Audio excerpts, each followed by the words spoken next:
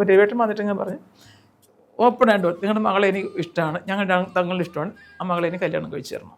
എൻ്റെ വീട്ടുകാർ സമ്മതിക്കില്ല, നിങ്ങൾ ഇടപെട്ട് കല്യാണം കഴിച്ചു തരണം. എൻ്റെ അമ്മ ഇനി ചൂലെടുത്തില്ലെന്നേ ഉള്ളൂ, ആട്ടി ഓടിച്ചവിടെ. ഞാൻ ഇന്ന ദിവസം ഇത്ര 10 മണിക്ക് ഞാൻ അവിടെ എത്തും, എൻ്റെ കൂട്ടുകാരന്മാർ എൻ്റെ കൂടെ കാണും, അവരാണ് എൻ്റെ കൂട്ടത്തിൽ സപ്പോർട്ടിന് വരുന്നതാണ് അവർ വന്നിട്ട്. അതുകൊണ്ട് നീ വന്നിട്ട് അവിടെ വന്നിട്ട് ശരി പിന്നെ അമ്മ കരയെന്ന് അച്ഛൻ കരയെന്ന് പറഞ്ഞിട്ട് കാര്യമില്ല, വന്നോണം. ആ രവിയാണ് ഫോണിൽ എന്ന് പറഞ്ഞിട്ട് എൻ്റെ സംസാരം. ഞാൻ പിന്നെ ഒന്നും നോക്കിയില്ല രോഹിത്തെ, ചുറ്റുപാട് ഇവിടെ പോസ്റ്റ് ഓഫീസാണെന്നോ മറ്റു കാര്യങ്ങളോ ഒന്നും ആൾക്കാർ നിൽക്കുന്നൊന്നും ഒന്നും ഞാൻ നോക്കിയില്ല. ഞാൻ അങ്ങോട്ട് കരയാനും പറയാനും ഒക്കെ അങ്ങോട്ട് തുടങ്ങി. 3-4 തവണ ഇങ്ങനത്തെ മുടക്കങ്ങൾ. പിന്നീട് എന്നെ കൊണ്ടുപോകാൻ വരുമ്പോൾ ഇതുപോലെ പ്രശ്നങ്ങളുണ്ടായി. അന്ന് പോയി 3ാമത്തെ തവണ 4ാമത്തെ തവണയാണ് പിന്നെ എന്നെ കൊണ്ടുപോകാൻ പറ്റിയത്. നേരെ ഞങ്ങളുടെ വീട്ടിൽ വന്നു. വീട്ടിൽ വന്നിട്ട് അമ്മയുടെ അപ്പം ഞാനിങ്ങനെ എന്നെ ആർക്കും അറിയിച്ചിട്ടില്ല. ലെറ്ററിന് മറുപടി ആൾ വന്ന് നിൽക്കുകയോ ചെയ്ത് വന്നിട്ട് മറ്റാസിൽ വന്ന് നേരെ അമ്മയെടുക്ക് വന്നിട്ട് ശരി സംസാരിച്ചു. അപ്പോൾ രവിനെ കണ്ടപ്പോൾ ഞാൻ അകത്ത് കയറി. ഒത്തിരിച്ചിരുന്ന അമ്മ എന്താ സംഭവിക്കാൻ പോകുന്നത് എനിക്ക് തന്നെ അറിയില്ലല്ലോ. അമ്മയും 14 തുറഞ്ഞുകൊണ്ട് നിൽക്കുന്ന സമയമാണ്. രവിയേട്ടനെ കണ്ടാൽ എന്താ ചെയ്യാൻ പോകുന്നൊന്നും അറിയില്ല. അപ്പോൾ ഞാൻ പേടിച്ചിട്ട് ഇങ്ങനെ അകത്ത് നിൽക്കും. അപ്പോൾ രവിയേട്ടൻ വന്നിട്ട് ഞാൻ പറഞ്ഞു ഓപ്പണായിട്ട് നിങ്ങളുടെ മകളെ എനിക്ക് ഇഷ്ടമാണ്, ഞങ്ങളുടെ തങ്ങളുടെ ഇഷ്ടമാണ്, ആ മകളെ എനിക്ക് കല്യാണം കഴിച്ചു തരണം. എൻ്റെ വീട്ടുകാർ സമ്മതിക്കില്ല, നിങ്ങൾ ഇടപെട്ട് കല്യാണം കഴിച്ചു തരണം. എൻ്റെ അമ്മ ഇനി ചൂലെടുത്തില്ലെന്നേ ഉള്ളൂ, ആട്ടി ഓടിച്ചവിടെ. അമ്മ എന്ന് പറഞ്ഞ് ഡയലോഗ് അറിയാമോ? കല്യാണിൽ വെട്ടി നുറുക്കി കളഞ്ഞാലും നിനക്ക് എൻ്റെ പെണ്ണിനെ തരില്ല എന്ന് പറഞ്ഞ് വിളിക്കാനും എന്ന് പറഞ്ഞു. അങ്ങനെ സംഭവിച്ചില്ല. അപ്പം നമ്മളിതെല്ലാം കണ്ടകത്ത് നിൽക്കുക. പക്ഷെ നമുക്ക് ഒരു ചാൻസും ഇല്ല പുറത്തിറങ്ങി വന്ന് കാണാനോ അല്ലെങ്കിൽ പറയാനോ ഒന്നിനും ഇല്ല. പിന്നെ അങ്ങനത്തെ ഒരു അമ്മ പറഞ്ഞ് നിൽക്കില്ലേ, അത് തന്നെ അങ്ങനെ ആ ഒരു സംഭവം പറഞ്ഞിട്ട് പരിപാടിന് ഭയങ്കര നിരാശയായി. നേരെ വന്നിട്ട് മര്യാദയ്ക്ക് ചോദിച്ചു തരാം പറ്റും. അപ്പോൾ അമ്മ കൊടുക്കില്ല എന്ന് പറഞ്ഞ് അമ്മ പെണ്ണിട്ട് ഇറങ്ങിപ്പോന്നൊക്കെ പറഞ്ഞ് അധിക്ഷേപിച്ച് അയച്ചു വിടുന്നു. രവിയേട്ടൻ പിന്നെ പോയത് രവിയേട്ടൻ്റെ വീട്ടിലേക്കല്ല, ഈ അമ്മാവൻ്റെ വീട്ടിലേക്കാണ്. അവിടെ നിന്ന് ആ കുട്ടി എന്ന് പറഞ്ഞ് രവിയേട്ടൻ അവിടെ നിന്ന് ഇരിക്കുന്നുണ്ട്, എന്നോട് കാണാം. എങ്ങനെ പോകാൻ എൻ്റെ അമ്മയുള്ളടുത്ത് പോകാൻ പറ്റില്ലല്ലോ നമുക്കൊന്ന്. പാവം ഒന്ന് രാത്രി മൊത്തം അവിടെ നിന്നിട്ട് എനിക്ക് കാണാൻ പറ്റിയില്ല. രാവിലെ പിന്നെ രവിയേട്ടൻ്റെ അമ്മയൊക്കെ അറിഞ്ഞ് ഇങ്ങനെ വന്നിരിക്കുന്നുള്ള അറിഞ്ഞ്, അപ്പോൾ ഇവരൊക്കെ ശത്രുക്കളായി, ഇപ്പോൾ എല്ലാവരും ശത്രുക്കളായി. അതുകൊണ്ട് അമ്മയൊക്കെ അറിഞ്ഞിട്ട് അവരെല്ലാം അവിടെ പോയി വലിയ പ്രശ്നങ്ങളുണ്ടാക്കി അവനെ രവിയേട്ടൻ അവിടെ നിന്ന് പോവുകയും ചെയ്തു. എനിക്ക് കാണാൻ പറ്റിയില്ല. അങ്ങനെ പോയി. ശരിക്കും പറഞ്ഞാൽ നമ്മൾ പറയില്ല, ഈ ദൈവം നിശ്ചയിക്കുന്നതിനെ മാറ്റാൻ ഒരു മനുഷ്യർക്കും സാധ്യമല്ല കേട്ടോ. എൻ്റെ ഒരു കാര്യത്തിൽ പറഞ്ഞു കഴിഞ്ഞാൽ ശരി, അന്ന് ഇങ്ങനെ രവിയേട്ടൻ വന്നിട്ട് അങ്ങനെ തിരിച്ചു പോയി ഞാൻ കണ്ടതുപോലും ഇല്ല. പോയി അപ്പം രവിയേട്ടൻ വലിയ വിഷമമായി. കാണാൻ ഒത്തിരി ദൂരെ മറ്റാസ് വന്നിട്ട് 16 ദിവസം മാത്രമാണ് കണ്ടത്. ഒരു വർഷത്തെ ഇതാണ്. പക്ഷേ ഇത് വന്നിട്ട് ഇങ്ങനെ ഇത്ര അമ്മയുടെ അത്രയ്ക്ക് ഇൻസിഡൻറ്റ്, എന്നിട്ട് ഞാനുണ്ടെന്നുള്ള അറിയാം. എന്നിട്ട് ഇത്ര ഇൻസിഡൻറ്റ് ചെയ്തിട്ട് ഞാനൊന്ന് പുറത്തിറങ്ങി വരുമോ ഒന്നും ചെയ്തില്ല, ഒരു വാക്ക് പറയുകയോ ഒന്നും ചെയ്തില്ല. ഒരു ആശ്വാസം തേടുമല്ലോ. അപ്പം നമ്മൾ അതൊക്കെ ഒരു വലിയ ഇതായിരുന്നു. പിന്നെ അവരുടെ വീട്ടിൽ പോയി കാത്തിരുന്നു, രാത്രി മൊത്തം കാത്തിരുന്നിട്ട് ഞാൻ പോയില്ല. എന്നുവെച്ചാൽ എനിക്ക് പോകാൻ പറ്റില്ലായിരുന്നു, അതുകൊണ്ട് പോയില്ല. അങ്ങനെയൊക്കെയാണ് ശരി ഒരുപാട് പ്രശ്നങ്ങൾ. പിന്നെ അപ്പോൾ എൻ്റെ അമ്മ അന്ന് എന്ത് ചെയ്യുന്നറിയാമോ, അപ്പോൾ ഞാനിങ്ങനെ രാത്രി പോകുമെന്നുള്ളൊരു അമ്മയ്ക്ക് ശരിക്കും ന്യൂസ് കിട്ടി, ചെറിയൊരു ഇത് കിട്ടി അമ്മയ്ക്കൊന്ന്. ഞാൻ അമ്മ ഉറക്കൊഴിഞ്ഞ് കാത്തിരുന്നു, ഞാൻ എപ്പോഴെങ്കിലും പോകുമെന്നുള്ളത് വിചാരിച്ചു. അവരുടെ വീട്ടിൽ കുറച്ചപ്പുറത്താണ് മാറിയിട്ടാണ് വീട്ടിൽ പോകുന്നത് വെച്ചാൽ. അപ്പോൾ വെളുപ്പാങ്കാലയപ്പോൾ ഞാൻ വിചാരിച്ചു അമ്മയൊക്കെ ഉറങ്ങി കാണിച്ച് വെളുപ്പാങ്കാലയപ്പോഴത്തേക്ക് ഞാൻ പതിയെ എണീറ്റ് പോകാമെന്ന് വിചാരിച്ചിട്ട്. അപ്പോൾ നോക്കിപ്പോണേ എൻ്റെ അമ്മ ഒരു നിലവിളക്കം കത്തിച്ച് പിടിച്ച് നിൽക്കുക എൻ്റെ മുന്നിൽ. ഞാൻ എണീറ്റ് അങ്ങനെ വരുമ്പോഴത്തേക്ക് അമ്മ പുറത്ത് നിൽക്കുന്നു. ഞാൻ ഉറങ്ങി കിടക്കുന്ന അമ്മയെ കണ്ടതാണ്. എപ്പോൾ പുറത്ത് പോയത് എനിക്കറിയില്ല, ഞാൻ പ്ലാൻ ചെയ്തപ്പോഴും അമ്മ പുറത്തു. പടി നീ അപ്പുറത്തോട്ട് വെച്ചാൽ ഈ കാലിന് പുറത്ത് വെച്ച് കഴിഞ്ഞാൽ ഞാൻ ആത്മഹത്യ ചെയ്യും, അമ്മയുടെ ഭീഷണി. പിന്നെ അച്ഛനില്ലാതെ മകളെ അതിന് ഇത്രയും വളർത്തിക്കൊണ്ടുവന്നിട്ട് ഞാൻ ആത്മഹത്യ ചെയ്യും, നീ എൻ്റെ ശവത്തിൽ ചവിട്ടിട്ട് ഞങ്ങോട്ട് പോകുള്ളൂ പറഞ്ഞ്. അതൊരു ഭദ്രാളി പോലെ നീക്കി പറഞ്ഞ പോലെ നിൽക്കണം. നമുക്ക് എങ്ങനെ പോകാൻ പറ്റും? അമ്മയില്ലേ. ഞാൻ തിരിച്ചു പോയി വീട്ടിനകത്ത് കയറി കരഞ്ഞിട്ടിരുന്നു, പോയില്ല. ഒരു വീട്ടിനെ കാണാൻ പറ്റിയില്ല, അങ്ങനെ പോയി. അങ്ങനെ പിന്നെ ഇവിടെ തിരിച്ച് മദ്രാസ് തന്നെ പോയെന്ന് വെച്ചാൽ ഇവരെല്ലാം കൂടെ പിന്നെ ബഹളം ഉണ്ടാക്കുക. അമ്മയുടെ എൻ്റെ വീട്ടിൻ്റെ വീട്ടുകാരൊക്കെ പോയി. അങ്ങനെ മദ്രാസിൽ പോയി. 3-4 തവണ ഇങ്ങനത്തെ മുടക്കങ്ങൾ. പിന്നീട് എന്നെ കൊണ്ടുപോകാൻ വരുമ്പോൾ ഇതുപോലെ പ്രശ്നങ്ങളുണ്ടായി. അന്ന് പോയി 3ാമത്തെ തവണ 4ാമത്തെ തവണയാണ് പിന്നെ എന്നെ കൊണ്ടുപോകാൻ പറ്റിയത്. അത്രയും വേണം. അതാണ് ഞാൻ പറഞ്ഞു, ശരിക്കും വേണമെങ്കിൽ രവിയേട്ടന് ഇതെന്തിനു വിവാഹം നടത്തി തന്നില്ല. ഇല്ല നന്നായി പോയി. അവരത് ശരി. രവിയേട്ടൻ്റെ വീട്ടുകാർ പിന്നെ ഒട്ടും ഇതില്ലായിരുന്നു. അമ്മയും സമ്മതിക്കുന്നില്ല, ആരും സമ്മതിക്കുന്നില്ല എന്നിട്ട് ശരിയാണ്. മാക്സിമം അത്രയൊക്കെ ആയതിനു ശേഷം മദ്രാസിലേക്കായിരുന്നു യാത്ര. ഇല്ല, ഞങ്ങൾ നേരത്തെ അതായത് വന്നിട്ട് ഈ ഇതെല്ലാം കഴിഞ്ഞ് രവിയേട്ടൻ തിരിച്ചു പോയി. ഞാൻ പരീക്ഷ എഴുന്നിട്ട് അപ്പം എൻ്റെ അമ്മമ്മ പറഞ്ഞു എനിക്കാണെങ്കിൽ പഠിക്കാൻ നല്ല ഇതായിരുന്നു, പക്ഷേ ഈ ഒരു കാര്യമൊക്കെ വന്നപ്പോഴാണ് പഠിക്കാൻ കുറച്ച്. പിന്നെ അമ്മ പിന്നെ പോകണ്ടെന്ന് പറഞ്ഞപ്പം അമ്മമ്മ സപ്പോർട്ടായിരുന്നു. സപ്പോർട്ടെന്ന് വെച്ചാൽ അമ്മ അമ്മ മനസ്സിലായി ഇത്രത്തോളം നമ്മൾ അടുത്തിരിക്കുന്നു, ഇനിയിപ്പോൾ ശരി വെറുതെ ഇങ്ങനെ പ്രശ്നമാക്കിയിട്ട് കാര്യമില്ലെന്നുള്ളത് വെച്ചിട്ട് അമ്മ പറഞ്ഞു ശരി ഒരു കാര്യം ചെയ്യും, എന്തായാലും ശരി നീ പരീക്ഷ എഴുതണമല്ലോ നിനക്കും, അമ്മ കെട്ടില്ലല്ലോ, ശരി നീ ഒരു കാര്യം രവിയോട് തന്നെ പറയും പരീക്ഷ ഫീസ് കെട്ടാന്ന് പറഞ്ഞാൽ രവിയോടാണ് പരീക്ഷ ഫീസ് കെട്ടി. അതുകൂടെ കറിഞ്ഞപ്പോഴത്തേക്ക് അമ്മ അതിനൊക്കെ ബഹളമായി എല്ലാവരും. ഞാൻ കോളേജിൽ പോകാൻ തുടങ്ങി, അമ്മ എത്തിക്കരിച്ചിട്ട് ഞാൻ പോകാൻ തുടങ്ങി. അങ്ങനെ പോയി കഴിഞ്ഞപ്പോഴത്തേക്ക് അപ്പോഴേ രവിയേട്ടൻ പറഞ്ഞു ഇനിയോട് ഞാൻ പറഞ്ഞിട്ട് കാര്യമില്ല, ഇനി ആരും നമ്മൾ ചേർത്ത് വയ്ക്കില്ല, ഇനി നമ്മൾ തന്നെ തീരുമാനം എടുക്കണം. അതുകൊണ്ട് ശരി നിൻ്റെ എക്സാം കഴിഞ്ഞ് എക്സാമിന് മുമ്പ് തന്നെ ഞാൻ വരും, അതിന് മുമ്പ് തന്നെ ഞാൻ വരും, എക്സാം ഞാൻ കൊണ്ട് എഴുതിച്ചോളം പറഞ്ഞ്. എക്സാമിൻ്റെ മുന്നിൽ രോഹിത്തെ വരികയാണ്. നീ പറഞ്ഞോട്ട് ഈ ഫോണില്ലാത്ത കാരണം കത്തിലൂടെ വിവരം അറിയാൻ ലേറ്റ് ആവുമല്ലോ.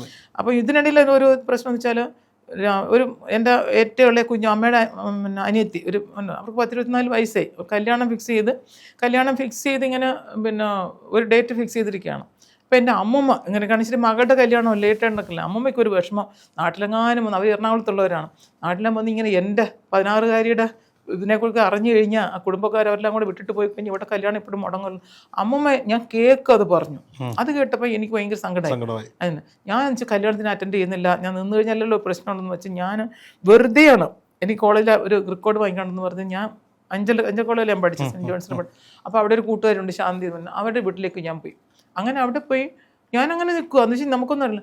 ഈ സമയത്ത് രവിയേട്ടൻ വന്നിരിക്കുന്നു അവിടെ എന്നെ കൊണ്ടുപോകാൻ വേണ്ടി. ശരി എന്നെ എനിക്ക് ലെറ്റർ അയച്ചു, ലെറ്റർ എൻ്റെ കയ്യിൽ കിട്ടിയിട്ടില്ലായിരുന്നു, എനിക്കറിഞ്ഞില്ല. അതിൻ്റെ രവിയേട്ടൻ വന്നപ്പോൾ കാണാം ഇവിടെ ഭയങ്കര വീട്ടിൽ ആരുമില്ല. കല്യാണത്തിന് അമ്പലത്തിൽ വെച്ചിട്ടായിരുന്നു കല്യാണം, എല്ലാത്തിനും പോയി. അപ്പോൾ അടുത്ത വീട്ടിലൊരു ഉമ്മ ഉണ്ട്, അമ്മയോട് ചോദിച്ചു എന്ത് ചെയ്യുന്നു, അവരെല്ലാം കല്യാണമാണ്, കല്യാണത്തിന് പോയിരിക്കുക. ഞാൻ അറിയിച്ചിരുന്നാണല്ലോ ശോഭ ഇവിടെ നിൽക്കുമെന്ന് പറഞ്ഞിട്ട് ശോഭ നിന്നില്ല എന്ന് പറഞ്ഞിട്ട് എന്തോ അറിയില്ലോ കല്യാണത്തിന് അവർ പോയി, ശോഭ അങ്ങോട്ടായിരിക്കും പോയിരിക്കുന്നത്, ഇങ്ങോട്ട് പോയെന്നുണ്ട് അറിയില്ല എന്ന് അവർ പറഞ്ഞു. രവിയേട്ടൻ വിളിച്ചിട്ട് എന്തായിരിക്കും കാര്യം എന്നുള്ള അറിയാതെ രവിയേട്ടൻ വിഷമമായി. ഈ പറഞ്ഞിട്ട് അറിയിക്കാൻ പറ്റാത്തതുകൊണ്ട് തിരിച്ചു പോകാനായിട്ട് പോയി. തിരിച്ചു പോകുമ്പോൾ രവിയേട്ടൻ വന്നു എന്നുള്ള അനുഭവം എല്ലായിടത്തും പോയി ബന്ധുക്കളല്ലേ മുഴുവനും. രവിയേട്ടൻ്റെ അമ്മ അറിഞ്ഞു, രവിയേട്ടൻ്റെ അമ്മ അവിടെ പോയി തടുത്ത് നിർത്തിയാൽ രവിയേട്ടൻ കാറിലും ഇങ്ങനെ പോയിക്കൊണ്ട് തടുത്ത് നിർത്തിയിട്ട് പറഞ്ഞു രവിയേട്ടൻ പേടിപ്പിച്ചു വിട്ടു. അതായത് നമ്മുടെ വീട്ടിൽ രവിയേട്ടൻ വന്നാൽ അടിക്കാൻ വേണ്ടി ആൾക്കാരെ എങ്ങനെ ഏർപ്പാട് ചെയ്ത് വെച്ചിരിക്കുക, അവൾ നിന്നെ കൊലയ്ക്ക് കൊടുക്കാൻ വേണ്ടി നിൽക്കുകയാണ്, അതുകൊണ്ട് നീ ഇനി ഇങ്ങോട്ട് വരരുത്, അവിടെ വീട് മുകളിലും ആൾക്കാരെയൊക്കെ ഏർപ്പാട് ചെയ്ത് കല്യാണത്തിനൊന്നും ആൾക്കാരെ മുഴുവനുണ്ടല്ലോ വീടും. അതാണ് അമ്മ പറഞ്ഞത്. പക്ഷെ ഇങ്ങനെ പറഞ്ഞു. അതുകൊണ്ട് ചിലപ്പോൾ മനഃപൂർവ്വമായിരിക്കും അവൾ മാറി നിൽക്കുന്നത്, നിന്നെ അടിക്കുന്നത് കാണണമെന്ന് വെച്ചിട്ടായിരിക്കും. അതുകൊണ്ട് എൻ്റെ പൊന്നും മോനെ പറഞ്ഞ് നമുക്ക് ആല് പിടിച്ച് കരഞ്ഞു രവിയേട്ടൻ്റെ അമ്മ. പെറ്റമ്മയല്ലേ. അപ്പോൾ രവിയേട്ടൻ തോന്നും ശരിയായിരിക്കും. അപ്പോൾ അമ്മയോടൊക്കെ പറഞ്ഞിട്ട് പോയി ഇനി ഞാൻ ശോഭയുടെ പ്രതി ഞാൻ നാട്ടിലേക്കേ വരില്ല, ഇനി ഞാൻ കൊണ്ടുവന്ന് പ്രശ്നമില്ല. 2-3 തവണയായി ഞാനിങ്ങനെ അവമാനപ്പെടുന്നു തോന്നിട്ട് ശരി വന്നിട്ട് അവൾ നിന്നില്ല, മനഃപൂർവ്വമായിരിക്കും എന്ന് വിചാരിച്ചിട്ട് ശരി അങ്ങനെ രവിയേട്ടൻ പോയി. അമ്മയുടെ വാക്ക് കൊടുത്തിട്ട് അപ്പോൾ ഞങ്ങൾക്കന്നൊരു രണ്ടും പറയുന്നൊരു സുഭദ്ര ചേച്ചി ഉണ്ടായിരുന്നു. അവിടുത്തെ എവിടെയെന്ന് പറയും, ഇവിടുത്തെ അവിടെയും പോയി പറയും. അങ്ങനത്തെ ഒരു ചേച്ചിയാണ് എന്നോട് പറഞ്ഞത് അമ്മയ്ക്ക് ഇങ്ങനെ വാക്ക് കൊടുത്തിട്ട് പോയി ഇനി വരില്ല എന്ന് പറഞ്ഞിട്ടുണ്ട്. പക്ഷെ ഞങ്ങളപ്പോഴത്തേക്ക് ശരിക്കും കല്യാണം കഴിയാണ്ട് അങ്ങനെ തീരുമാനിച്ച് നിൽക്കുന്ന സമയമാണെന്ന് ശരി വരുന്ന ദിവസം എനിക്കറിയില്ലായിരുന്നു, അതുകൊണ്ട് ഞാൻ ഇല്ലാഞ്ഞതാണ് ഞാനിങ്ങനെ മാറിപ്പോയത്. അപ്പോൾ പിന്നെ ഭയങ്കര സീരിയസ് ആയിട്ടോ അതൊരു വലിയൊരു ഒരു എന്താ പറയുന്ന ഒരു വലിയൊരു പ്രശ്നം തന്നെ ആയിരുന്നു. എന്ത് ചെയ്യണമെന്ന് അറിയില്ല, ഇനി എങ്ങനെ അറിയിക്കും, ഇതൊന്നും അല്ല സംഭവം, ഞാനിങ്ങനെ പോയതല്ല എന്നൊക്കെ അറിയിക്കണം. അപ്പോൾ എന്നോട് പറഞ്ഞു തിരുവനന്തപുരത്ത് വരുമ്പോൾ അരിസ്റ്റോ ഹോട്ടലിൽ താമസിക്കുന്നതെന്ന് ഒരിക്കൽ പറഞ്ഞ് ഞാൻ ഓർക്കുന്നുണ്ട്. പക്ഷെ അന്ന് നമുക്കാരെ വിളിക്കണ്ടല്ലോ, ഫോണും നമ്മുടെ വീട്ടിലൊന്നും ആരുടെ വീട്ടിലും ഇല്ല. പോസ്റ്റ് ഓഫീസിൽ പോകണം, നമ്മളൊന്ന് ട്രങ്ക് ബുക്ക് ചെയ്ത് വിളിക്കണം എന്നുണ്ടെങ്കിൽ അവിടെ പോകണം, പോസ്റ്റ് ഓഫീസിൽ പോകണം. അപ്പോൾ പക്ഷേ ഞാനൊന്നും പിന്നെ അപ്പോൾ ഞാൻ വന്നപ്പോൾ ഉമ്മ എന്നോട് പറഞ്ഞു നീ എന്തൊരു പണിയാണ് കൊച്ചാ കാണിച്ചത്, രവി നിന്നെ കൂട്ടിക്കൊണ്ടുപോകാൻ വേണ്ടി വന്നതായിരുന്നു, പക്ഷേ നീ എന്താ അങ്ങനെ നിൽക്കാതെ മാറിപ്പോയെന്ന് പറഞ്ഞിട്ട് രവി പറഞ്ഞിട്ടാണ് പോയത്, ഇനി വരില്ല എന്ന് പറഞ്ഞിട്ടാണ് പോയത്, ഇനി വരില്ല എന്ന് പറഞ്ഞിട്ട്. അപ്പോൾ പിന്നെ നമുക്കൊരു നിവൃത്തിയില്ല. അങ്ങനെ എനിക്ക് ഇന്നും ഓർമ്മയുണ്ട്, എൻ്റെ ഇളയ ആങ്ങൾക്ക് 6 വയസ്സേ ഉള്ളൂ. എൻ്റെ ഇളയ ആങ്ങൾക്ക് 6 വയസ്സേ ഉള്ളൂ. അവനെയും കൂട്ടിക്കൊണ്ടാണ് ഞാൻ പോകുന്നത്. അപ്പം സുഭദ്ര ചേച്ചി എന്നോട് പറഞ്ഞ് നീ ഒരു കാര്യം, നീ പറഞ്ഞിട്ടില്ലേ അരിസ്റ്റോ ഹോട്ടലിലാണോ എന്നെ താമസിക്കുന്നത്, പോയി കാണൂല, തിരുവനന്തപുരത്ത് പോയിട്ടുണ്ടാവുള്ളൂ, അവിടെ നിന്ന് പോയി കാണൂല, മദ്രാസിൽ പോയി കാണൂല എന്നെ, അതുകൊണ്ട് ഒരു കാര്യം ചെയ്യും ഒന്ന് ഫോൺ വിളിച്ചിട്ട് പറയൂ എന്ന് പറഞ്ഞു. അങ്ങനെ ഫോണ് വിളിക്കാൻ വേണ്ടി പോസ്റ്റ് ഓഫീസ് ഞാനീ മോനെ കൂട്ടിക്കൊണ്ട് പോവുക, ആങ്ങളെയും കൂട്ടിക്കൊണ്ട് പോവുക. സത്യം പറഞ്ഞാൽ ഫോൺ നമ്പർ വേണമെന്ന് എനിക്കറിയില്ല, ഫോൺ ചെയ്യേണ്ട നമ്പർ അല്ല നമുക്കറിയില്ലല്ലോ ഫോണിനെ കുറിച്ചൊന്നും അറിയില്ല, ഫോണിൻ്റെ ഒരു നമ്പർ വേണമെന്ന് നമുക്കറിയില്ല. ഫോണിന് അവിടെ ഞാൻ ചെന്ന് അവരോട് പറയുകയാണ്. അപ്പോൾ ഞാനിങ്ങനെ കരഞ്ഞം വിളിച്ചൊക്കെയാണ് പോകുന്നത്, കരഞ്ഞിട്ട് അവിടെ ചെന്ന് പോസ്റ്റ് ഓഫീസ് ചോദിച്ചാൽ എന്താ കാര്യം ഞാൻ എനിക്കൊരു ഫോൺ ചെയ്യണം, ആ നമ്പർ പറയുന്നത്, നമ്പറൊന്നും എനിക്കറിയില്ല, നമ്പറില്ലത് എങ്ങനെയാണ് ഫോൺ ചെയ്യുക. എന്നിട്ട് അല്ല രവി എന്ന പേര് കുളത്തുപുഴ രവി എന്നാ മാറുന്നു. അങ്ങനെ പറഞ്ഞാൽ ഫോണിന് വിളിച്ചാൽ പറ്റില്ല, നമ്പർ കിട്ടിയാലേ വിളിക്കാൻ പറ്റുള്ളൂ. അപ്പം ഞാൻ കരയാണ്, എനിക്ക് വിളിച്ചേ പറ്റുള്ളൂ, എനിക്ക് ഇപ്പോൾ സംസാരിക്കണം, എനിക്കിപ്പോൾ വിളിക്കണം എന്ന് പറഞ്ഞിട്ട്. അപ്പോൾ പാവം അവിടുന്ന് സൂപ്രണ്ടൻ്റ് ഉണ്ട്, പറഞ്ഞ് കൊച്ചേ ഇങ്ങനെ ഒന്ന് കരഞ്ഞിട്ടൊന്നും കാര്യമില്ല, ഫോൺ വിളിക്കാൻ നമ്പർ വേണം, അത് എന്തെങ്കിലും ഒന്ന് പറ, എവിടെയാണ് ഉള്ളത് ആൾ, തിരുവനന്തപുരത്ത് കാണും. അങ്ങനെ പറഞ്ഞിട്ടും കാര്യമില്ല, നമ്പർ കൊടുക്കണം. അപ്പോൾ ഞാനിങ്ങനെ പറഞ്ഞു അരിസ്റ്റോ ഹോട്ടലായിരുന്നു വന്ന് താമസിക്കുക, അതെനിക്ക് അത്രേ അറിയാവുള്ളൂ, വേറെ ഒന്നും എനിക്കറിയില്ലെന്ന്.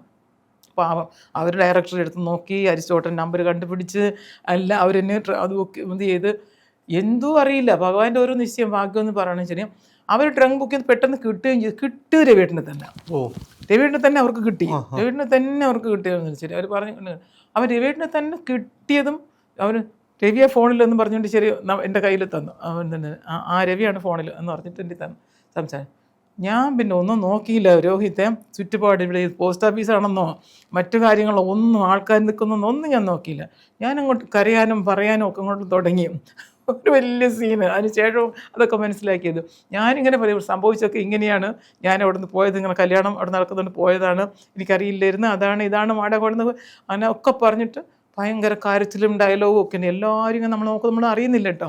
ഒരു മഴ പെയ്തൊഴിയുന്ന പോലെ ഇങ്ങനെ എല്ലാം പറഞ്ഞു എല്ലാ പരിവട്ടം പറഞ്ഞ് അവസാനം രേവട്ടം നമ്മുടെ കരച്ചിൽ കേട്ടപ്പോഴത്തേക്ക് രേവട്ടം പറഞ്ഞ അല്ല സാരമില്ല, ഞാൻ വരാം, നീ ദിവസം പറയാം, നീ ആ സമയം ഇരുന്നാൽ മതി, സാരമില്ലെന്ന് പറഞ്ഞ് എന്നെ ഒരുപാട് ആശ്വസിപ്പിച്ചിട്ട് ഇല്ല ഞാൻ വരും, നിന്നെ വിട്ടിട്ട് പോകാൻ പറ്റില്ല, അങ്ങനെ കുറേ ആശ്വാസം അപ്പോൾ പറഞ്ഞു. അപ്പോൾ നമുക്ക് സമാധാനം. ഫോണൊക്കെ വെച്ച് നോക്കുമ്പോൾ ഒരു പുരുഷാരം തന്നെ അവിടെ ഉണ്ട്. എന്നുവെച്ചാൽ ഞാനൊരു സീനിയർ ഭയങ്കര സീനല്ലേ അവിടെ അഭിനയിച്ചത്. എന്നുവെച്ചാൽ അറിയാത്തവരൊക്കെ അറിയുകയും ചെയ്തു സംഭവം. ആ കൊളത്തപ്പുഴ ജംഗ്ഷനിലുള്ള അറിയാത്തവരൊക്കെ ഉണ്ടായിരുന്നല്ലോ കുറച്ച് പേര്, അവരൊക്കെ അറിയുകയും ചെയ്തു. എന്നുവെച്ചാൽ നമ്മളൊരു എല്ലാം നോക്കി നിൽക്കുമ്പോഴത്തേക്ക് എല്ലാവരും നമ്മൾ ഇത് മാത്രമല്ല ശ്രദ്ധിക്കുന്നത്. ശരി, അങ്ങനെ എന്തായാലും അപ്പോൾ എല്ലാം ചോദിച്ചാൽ എന്താ വെച്ച കാര്യം നമ്മൾ കാര്യമൊന്നുമില്ല. ഇപ്പോൾ മോന് പൈസ കൊടുക്കണമെന്ന് പോലും അപ്പം അറിയില്ല. ശരി, ഫോൺ ചെയ്യാൻ പൈസ കൊടുക്കണമെന്ന് അറിയില്ല. അപ്പോൾ ഞാനിങ്ങനെ പോകാൻ തുടങ്ങി, എന്നെ കഴിച്ച് കൊച്ചെ പൈസ തന്നില്ല. ഞാൻ പറയാം ഞാൻ പൈസ ഒന്നും എടുത്തിട്ട് വന്നിട്ടില്ല, അതുകൊണ്ട് എനിക്ക് ഫോൺ ചെയ്യണോ പൈസ കൊടുക്കണമെന്നോ ഒന്നും അറിയില്ല. വാസ്തവത്തിൽ കിട്ടിയ നേരത്തിൽ വന്നതാണ്. പിന്നെ നല്ലൊരു മനുഷ്യനായിരുന്നു, നമ്മൾ അമ്മയൊക്കെ അറിയുന്ന ആളാണ്. ഇതുകൊണ്ട് ശരി പോയിക്കോ ഞാൻ കൊടുത്തോളാം എന്ന് പറഞ്ഞുകൊണ്ട് ശരി അങ്ങനെ തന്നെ അങ്ങനെ ഒരു വലിയ സീൻ കഴിഞ്ഞപ്പോൾ ചേട്ടൻ അപ്പോൾ അങ്ങനെ ചേട്ടൻ പറഞ്ഞ് അപ്പോൾ പറഞ്ഞതെന്ന് വെച്ചാൽ അപ്പോഴുണ്ടായിരുന്നില്ല. അന്ന് എൻ്റെ പിറ്റേന്ന് മൂന്നാമത്തെ ദിവസം ഞാൻ വരും, വീണ്ടും നീ പ്രശ്നം ഉണ്ടാക്കരുത്, അവിടെ തന്നെ വീട്ടിലുണ്ടാകണം. ഞാനും എൻ്റെ അപ്പോൾ രവിയേട്ടനെ ഈ അമ്മയൊക്കെ പറഞ്ഞതിനകത്ത് ചെറിയൊരു സംശയമുണ്ട്, എന്തെങ്കിലും പ്രശ്നങ്ങളുണ്ടോ, അല്ലെങ്കിൽ നമ്മളുണ്ടാക്കില്ല അവരുണ്ടാക്കും. പിന്നെ അവിടെ ആരോടും പറയണ്ട നീ വന്നിട്ട്. ഞാൻ ഇന്ന ദിവസം ഇത്ര 10 മണിക്ക് ഞാൻ അവിടെ എത്തും, എൻ്റെ കൂട്ടുകാരന്മാർ എൻ്റെ കൂടെ കാണും, അവരാണ് എൻ്റെ കൂട്ടത്തിൽ സപ്പോർട്ടിന് വരുന്നതാണ് അവർ വന്നിട്ട്. അതുകൊണ്ട് നീ വന്നിട്ട് അവിടെ വന്നിട്ട് ശരി പിന്നെ അമ്മ കരയെന്ന് അച്ഛൻ കരയെന്ന് പറഞ്ഞിട്ട് കാര്യമില്ല, വന്നോണം, വിളിച്ചാൽ വന്നോണം എന്നിട്ട് ശരി. നമ്മൾ തിരുവനന്തപുരത്ത് പോകുന്നു, രജിസ്റ്റർമാർ ചെയ്യുന്നു, ഇതാണ് പ്ലാൻ നമ്മുടെ ഉണ്ട്. പക്ഷേ അവിടെ പ്രശ്നം ഉണ്ടാക്കാതെ ശരി വീണ്ടും എന്നെ അവമാനപ്പെടുത്തരുതെന്നൊക്കെ പറഞ്ഞു. അപ്പോൾ ഞാനില്ലാന്നൊക്കെ. അപ്പോൾ ഞാൻ എന്നിട്ട് മറ്റന്നാൾ വരുന്നു. അപ്പോൾ അന്ന് അപ്പോൾ ഞാനും അമ്മയൊക്കെ സംസാരമൊന്നും ഇല്ല, ഞങ്ങളൊക്കെ ഭയങ്കര എന്താ പോയി അമ്മ വരസലും ഇതൊക്കെയാണ്. അമ്മയുടെ അന്ന് ഞാൻ പറഞ്ഞു മറ്റന്നാൾ രവിയേട്ടൻ വരും, ഞാൻ രവിയേട്ടനോട് പോവുകയാണ് ഇന്ന് അമ്മയുടെ ധൈര്യമായിട്ട് പറഞ്ഞു. വേറെ നിവൃത്തിയില്ല. അമ്മയെ അവസാനം മനസ്സുകൊണ്ടങ്ങ് സമ്മതിച്ചായിരുന്നു. എന്ന് വെച്ചാൽ കാരണം ലോകം മുഴുവൻ അറിഞ്ഞു, നാട്ടുകാർ മുഴുവൻ അറിഞ്ഞു, ഇനിയിപ്പോൾ ശരി നമ്മളടുത്ത് ആരും വരില്ല, പിന്നെ നമ്മൾ അത്ര തീവ്രമായിട്ട് ഇരിക്കുകയാണെന്നുള്ള മനസ്സിലായിട്ട് അമ്മ വന്നിട്ട് അവസാനം ഇവൻ തന്നെ കൊണ്ടുപോയി മതി എന്നുള്ള സിറ്റുവേഷനാണ് അമ്മ ഇരിക്കുന്നത് ഇപ്പോൾ. എന്ന് വെച്ചാൽ അത്രത്തോളം നമ്മൾ ആക്കി വെച്ചു. അപ്പോൾ അമ്മ ഒന്നും മിണ്ടിയില്ല. മൂന്നാമത്തെ ദിവസം ഇങ്ങനെ വരുമെന്ന് പറഞ്ഞു. അപ്പോൾ ഞാൻ രാവിലെ കുളിച്ചെല്ലാം റെഡി ആയിട്ടൊക്കെ ഇങ്ങനെ നിൽക്കും. അപ്പോൾ എക്സാം കഴിഞ്ഞിട്ടുള്ളത്, എക്സാമിന് ടൈമാണ് നടക്കുന്നത്. അപ്പം ഞാൻ എല്ലാം റെഡിയായി നിന്നു. ഒരു കാറിൽ, അപ്പോൾ നമ്മുടെ വീടിനകത്തേക്ക് കാറ് വരില്ല, വീട്ടിൻ്റെ അടുത്തേക്ക് വരില്ല, ഒരു ഇടവഴിയല്ലേ, അപ്പോൾ അതിൻ്റെ ഇപ്പുറത്ത് കാറ് നിർത്തിയിട്ട് രവിയേട്ടൻ വന്നു, വിളിച്ചു. അപ്പോൾ അമ്മ രാവിലെ അങ്ങ് ഇറങ്ങി അവിടുന്ന്. പിന്നെ എനിക്ക് കാണാൻ വയ്യ എന്ന് പറഞ്ഞിട്ട്, എനിക്ക് കാഴ്ച കാണാൻ വയ്യ, ഞാൻ ഇതെല്ലാം സ്വപ്നം കണ്ടതാണ് അങ്ങനെ ചെയ്യണം. അപ്പോൾ എനിക്ക് കാണാൻ വയ്യ. അമ്മ രാവിലെ തന്നെ അവിടുന്ന് മാറി, വേറെ ആരുമില്ല. ഈ ഇളയ ആങ്ങളെ മാത്രമേ ഉള്ളൂ എൻ്റെ കൂടെ അപ്പോഴും. 6 വയസ്സുകാരൻ മാത്രമേ ഉള്ളൂ.